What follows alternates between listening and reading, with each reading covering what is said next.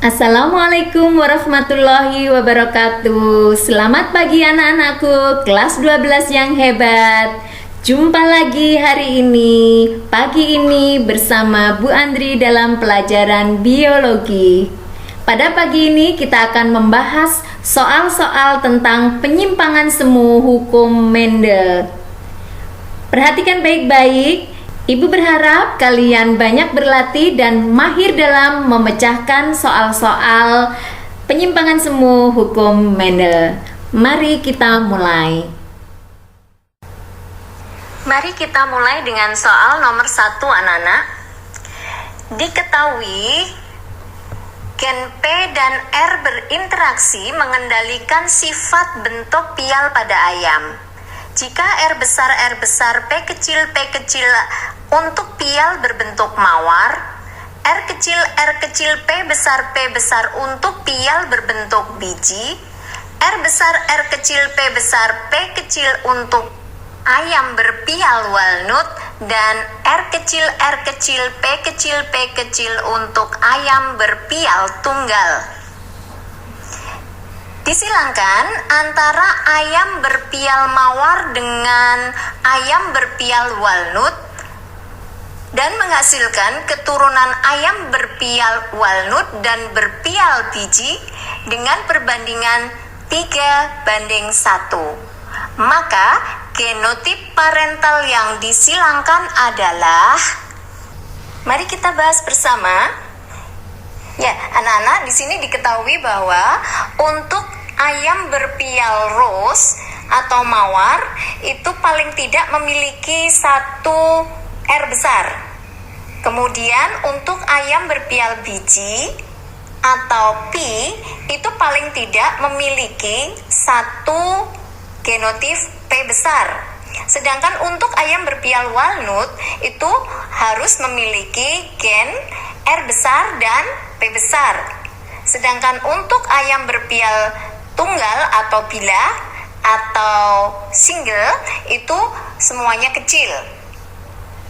Nah, di sini yang disilangkan adalah ayam berpial walnut dengan rose, akan tetapi belum diketahui genotipnya.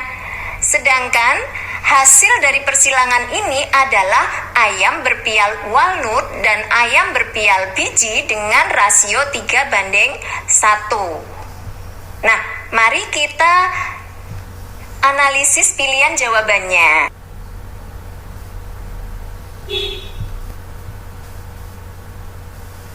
Sekarang yang ditanyakan adalah genotip parental yang disilangkan. Tadi kita tahu fenotipnya adalah walnut dan mawar. Akan kita lihat secara cepat dulu, apakah yang disilangkan ini sudah mawar dengan walnut semua atau belum? Mari kita lihat yang A.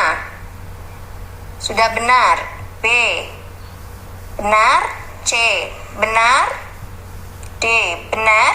E. Benar. Pertama-tama kita lihat dulu jumlah perbandingannya. Karena di sini walnut dibanding biji sama dengan 3:1, maka jumlah perbandingannya adalah 4. 3 ditambah 1 sama dengan 4. Sekarang kita lihat jumlah gamet yang terbentuk. Karena jumlah perbandingannya adalah 4, maka 4 ini bisa 2x2 atau 1x4. Mari kita lihat yang A. Ini 1x1, berarti tidak mungkin. Yang B, 2x4. Ini 8, berarti tidak mungkin. Yang C, 1x4. Ini masuk ke nominasi yang nanti akan kita coba, kita silangkan. 2x2 yang berarti masuk dalam nominasi yang nanti akan kita coba untuk kita silangkan. Yang E, 2x4, 8. Ini kita tinggalkan saja. Jadi anak-anak, kita akan mencoba menyilangkan yang C dengan yang D. Di sini kita coba untuk menyilangkan C. yaitu R besar P kecil dengan R besar P besar P kecil. Gamet yang terbentuk ada 1 untuk R besar P kecil yaitu R besar R kecil. Sedangkan untuk R besar R kecil P besar P kecil ada 4 gamet, yaitu R besar P besar, R besar P kecil, R kecil P besar, dan R kecil P kecil. Hasilnya adalah R besar P besar P kecil, walnut. R besar P kecil, rose. R besar R kecil P besar P kecil, walnut. Dan R besar R kecil P kecil, rose. Di sini hasilnya adalah walnut banding rose sama dengan 1:1.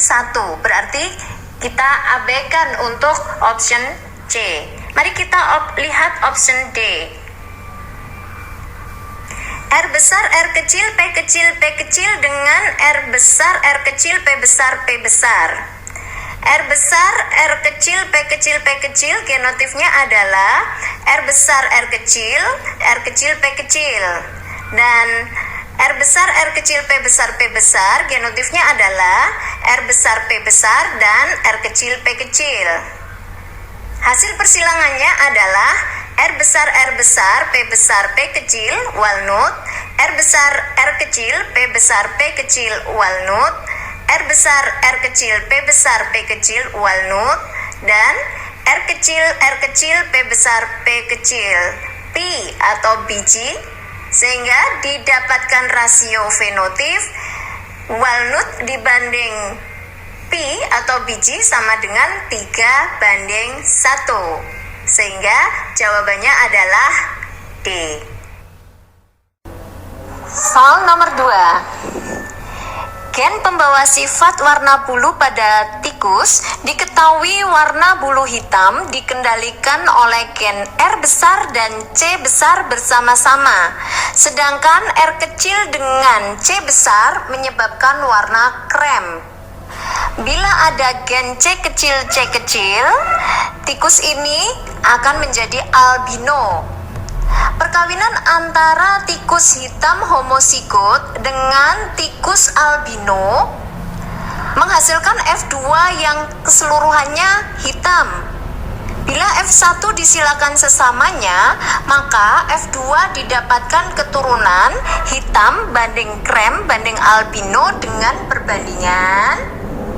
Anak-anak, ini adalah kasus gen komplementer, di mana C besar untuk pigmen, sedangkan P besar untuk enzim yang mendorong munculnya pigmen.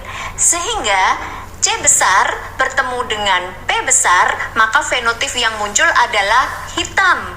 Akan tetapi jika punya pigmen tapi tidak ada faktor penunjang munculnya pigmen, maka fenotip yang muncul adalah krem. Nah, kalau tidak punya pigmen, walaupun ada enzimnya, ada P besar tapi C-nya kecil, maka yang muncul adalah albino. Apalagi jika tidak punya pigmen dan tidak punya enzim, maka yang muncul adalah albino. Dalam soal ini yang disilangkan adalah individu bergenotip hitam homozigot, berarti C besar, P besar, dan albino berarti C kecil, P kecil. Diperoleh F1 yang kesemuanya hitam, berarti genotipnya adalah C besar, C kecil, P besar, C kecil. Nah, apabila C besar, C kecil, P besar, P kecil disilangkan sesamanya, maka akan diperoleh F2 yang secara cepat dapat kita tulis di sini. Untuk faktor yang dua-duanya dominan 9, yang salah satu dominan 3. Kemudian yang kecil semua berarti 1, berarti 9, 3, 1. Sehingga dapat disimpulkan di sini perbandingan fenotip pada kasus gen komplementer adalah hitam banding krem banding albino sama dengan 9:3:4. Jawaban yang benar adalah C.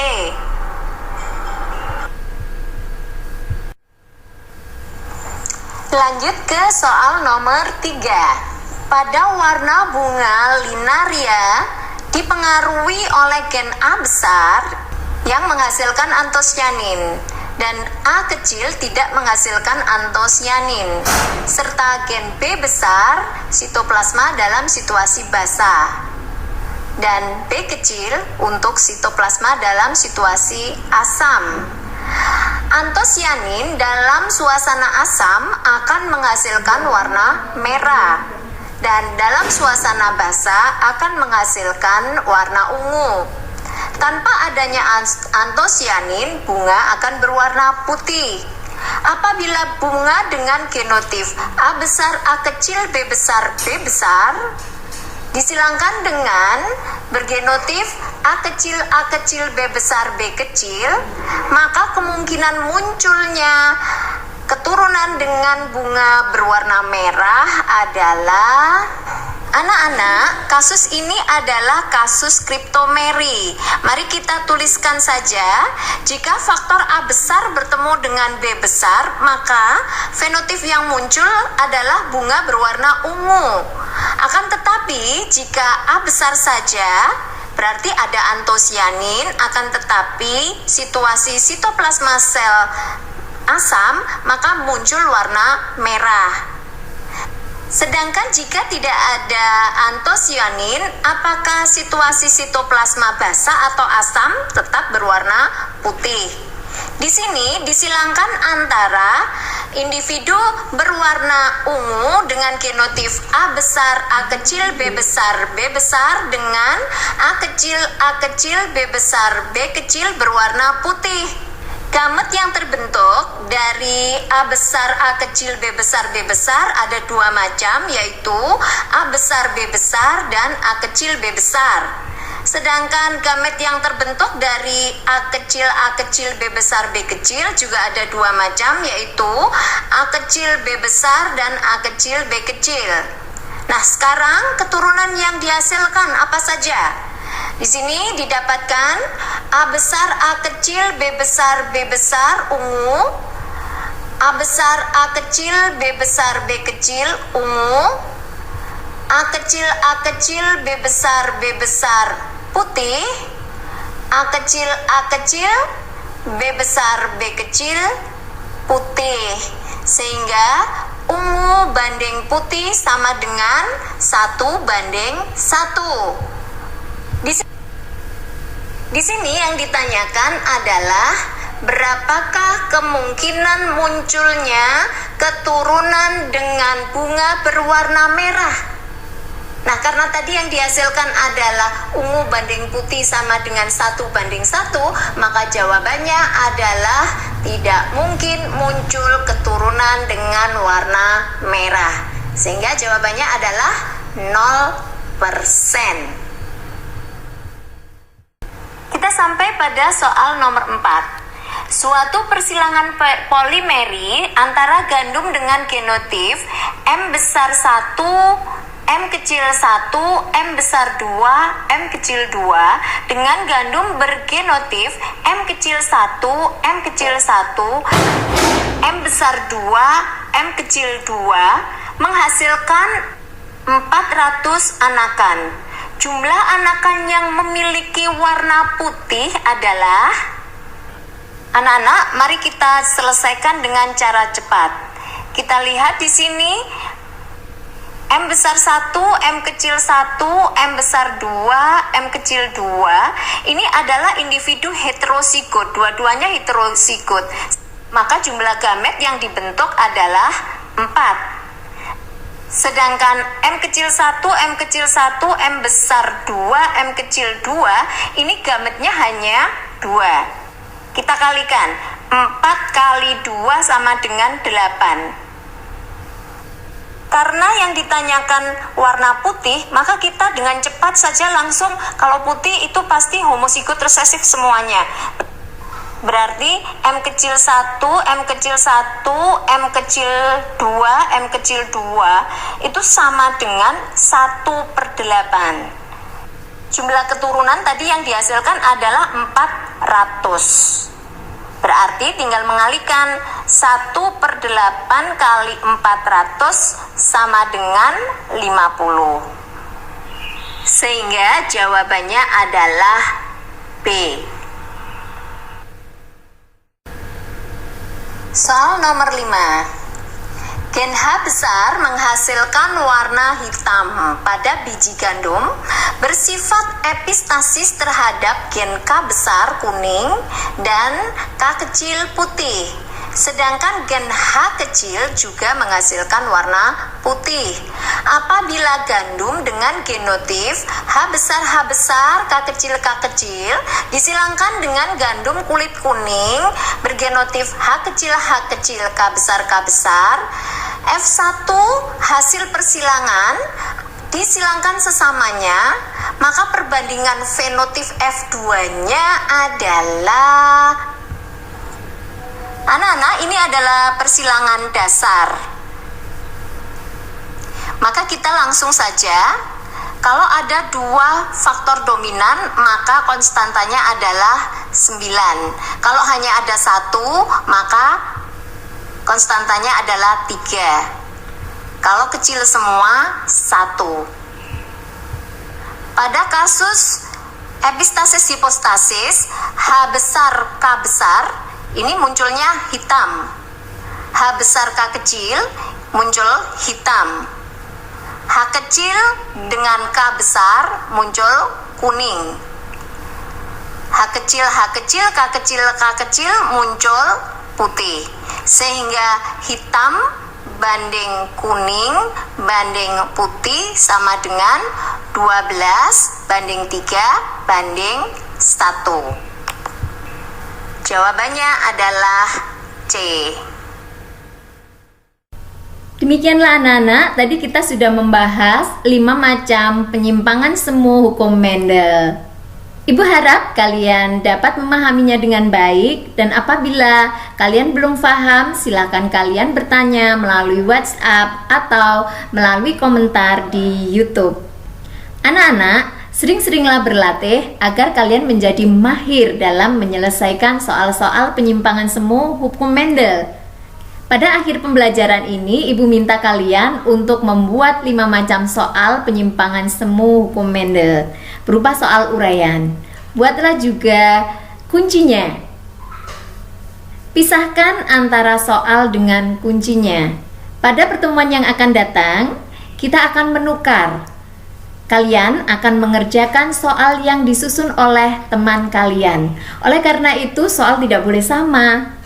Nah, Ibu berharap dengan membuat soal, membuat kunci, kemudian mengerjakan soal yang disusun oleh teman kalian, dan satu lagi mengoreksi pekerjaan teman kalian, Ibu harap kalian akan menjadi semakin mahir dalam mengerjakan soal-soal penyimpangan semu hukum Mendel.